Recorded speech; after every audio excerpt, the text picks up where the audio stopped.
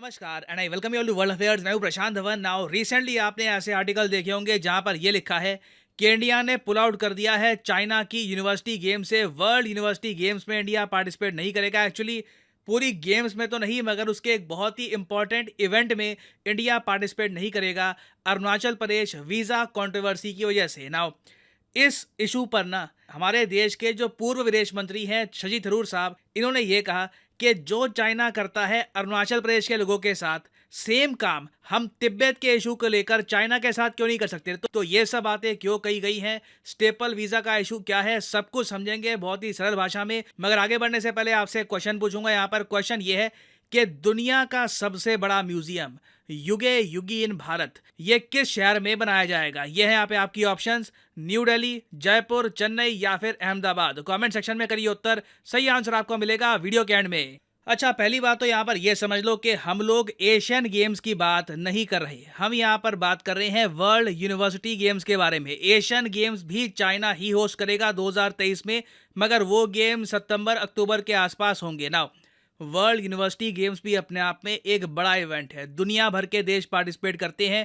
आप नाम से समझ सकते हैं, जो युवा एथलीट्स हैं यूनिवर्सिटी से जुड़े हुए, वो यहाँ पर पार्टिसिपेट करते हैं। सबसे पहले ये इवेंट हुआ था इटली में 1959 में, और तब से लेकर अब तक दुनिया भर के कई कंट्रीज ने इस इवेंट को होस्ट किया है। एज लिमिट यूजुअली होती थी इस इवेंट की 18 से लेकर 25 के आसपास। चाइना के इवेंट में इस एज लिमिट को थोड़ा सा बढ़ाकर 26 साल तक कर दिया गया है। और यहाँ पे आप देख पाओगे लिखा है 2021 का जो इवेंट है ये चाइना होस्ट करेगा, मगर एक्चुअली में जो ये इवेंट है 2023 में हो रहा है। आप समझ गए होंगे कोविड की वजह से ये इवेंट डिले हो गया, नहीं तो वैसे हर 2 साल में एक बार ये इवेंट कहीं ना कहीं होता है। तो इसके बाद जो अगला इवेंट होगा ये जर्मनी में होगा, उसके बाद साउथ कोरिया में। इंडिया ने आज तक ये वर्ल्ड यूनिवर्सिटी इवेंट होस्ट नहीं किया है। अब क्या है कि जब ये वर्ल्ड यूनिवर्सिटी गेम स्टार्ट हुई तब इंडिया के जो एथलीट्स हैं इन्होंने चाइना में ट्रैवल करना स्टार्ट कर दिया, वहां पर पार्टिसिपेट करना था। और इंडिया के एथलीट्स बहुत अच्छा कर भी रहे हैं इस वक्त गेम्स में।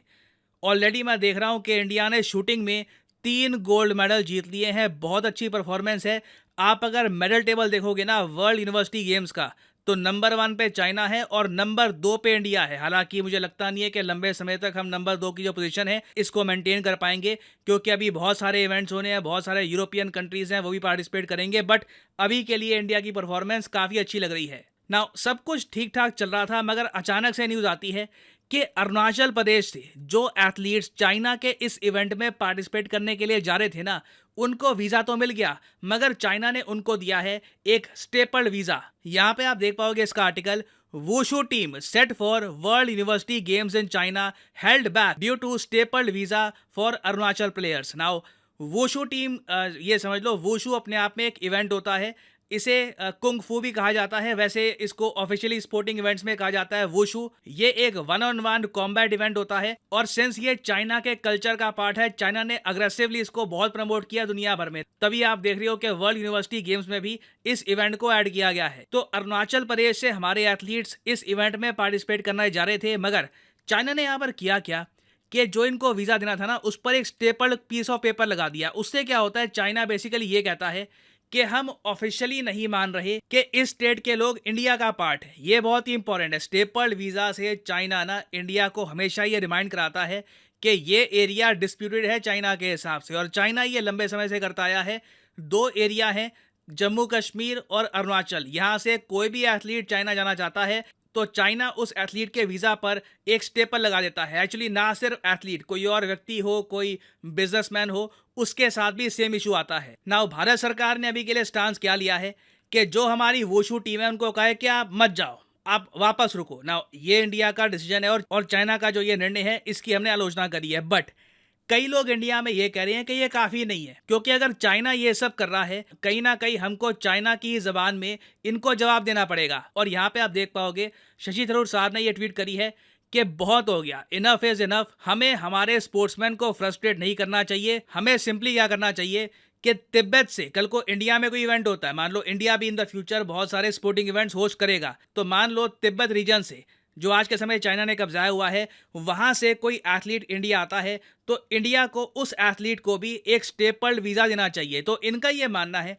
कि अपने एथलीट्स को भी रोक करना, उनका नुकसान मत करो। क्योंकि आप सोच कर देखें तो जो अरुणाचल प्रदेश के एथलीट्स थे, इन दी एंड नुकसान उनका हो रहा है। उन्होंने काफी ट्रेनिंग करी थी, उनका सपना था कि इंडिया को रिप्रेजेंट करेंगे, मगर अभी के लिए वो नहीं कर पा रही है। तो एक सोल्यूशन सजेस्ट ये किया जा रहा है कि जो चाइना कर रहा है ना, सेम हम करें तिब्बत के इशू पर। और ना सिर्फ शशि थरूर, बहुत सारे आर्मी के जो फॉर्मर ऑफिसर्स हैं, उन्होंने भी ये बात बोली है कि we should start giving boarding visa to Chinese coming from Tibet to India. ये आइडिया सुनने में बहुत अच्छा लगता है, मगर प्रॉब्लम ये है कि हमारा ना इस इशू को लेकर एक प्रॉपर स्टांस नहीं रहा। चाइना को लेकर जो हमारी नीति रही है लंबे समय से, ये काफी अनइवन रही है। एक आप कह लीजिए प्रॉपर पॉलिसी हमने चाइना के मामले में नहीं अपनाई। इसका मतलब सिंपली ये है कि चाहे जवाहरलाल नेहरू का टाइम हो, तब भी इंडिया ने यह कह दिया था कि तिब्बत चाइना का पार्ट है। इंडिया ने एक्सेप्ट कर ली थी ये बात। चाहे अटल बिहारी वाजपेयी जी का टाइम हो, उस टाइम भी इंडिया ने ऑफिशियली ये बात मान ली थी कि जी तिब्बत चाइना का पार्ट है। और ये बात काफ़ी बार सुब्रमण्यम स्वामी जी कह चुके हैं कि इंडियंस ने ना 2 बार, एक बार नहीं 2 बार, एक नेहरू के टाइम में, एक अटल बिहारी वाजपेयी के टाइम में, दोनों टाइम में ये बात एक्सेप्ट कर ली थी कि जी तिब्बत चाइना का पार्ट है। इवन दो सबसे अजीब बात तो यह है कि इंडिया ने इतनी बड़ी बात मान ली, इवन दो चाइना आज तक लाइन ऑफ एक्चुअल कंट्रोल को ऑफिशियल बॉर्डर नहीं मानता, ना लाइन ऑफ एक्चुअल कंट्रोल की रिस्पेक्ट करता है। तो अब जाकर ना अगर 2023 के अंत में हम सडनली ये पॉलिसी बनाते हैं कि अब देखिए अब हमको तिब्बत याद आ गया है, अब तिब्बत के लोगों को हम स्टेपल वीज़ा देंगे, इसकी इतनी सेंस बनेगी नहीं। क्योंकि चाइना ओपनली कह देगा, बट ऑफिशियली तो आप कहते हो ना कि तिब्बत हमारा पार्ट है। हम तो ऑफिशियली कभी हमने बोला ही नहीं कि अरुणाचल प्रदेश, कश्मीर आपका पार्ट है। तो चाइना इंडिया की फॉरेन पॉलिसी में फर्क यही है, इनके यहाँ कंसिस्टेंसी रही है। इन्होंने एक लाइन पकड़ी है, उसको फॉलो किया है। हमारे यहाँ कंसिस्टेंसी नहीं थी। तो देखो, अगर इंडिया तिब्बत के इशू को लेकर स्टेपल वीजा इशू करना स्टार्ट करता है, उसमें हमें ना एटलीस्ट ये करना पड़ेगा कि कई कंट्रीज हमारे साथ ये सब करें। हम अगर अकेले ये सब करेंगे तो वर्ल्ड कम्युनिटी उसको इतना एक्सेप्ट नहीं करेगी।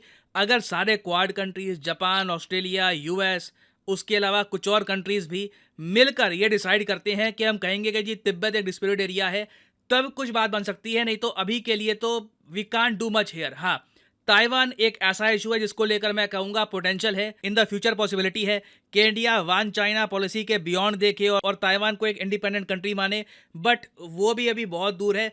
अभी के लिए ना देखो, जो चाइना कर रहा है हमारे साथ, सेम चीज रेसिप्रोकेट करने के लिए हमारे पास ऑप्शंस बहुत ज़्यादा कम है। तो यहाँ पे मैं जानना चाहूँगा आपका ओपिनियन कि इंडिया को इन द फ्यूचर क्या करना चाहिए आपके हिसाब से। What are the options that we have, और क्या अपने एथलीट्स को रोक देना, क्या ये भी सही निर्णय है या नहीं?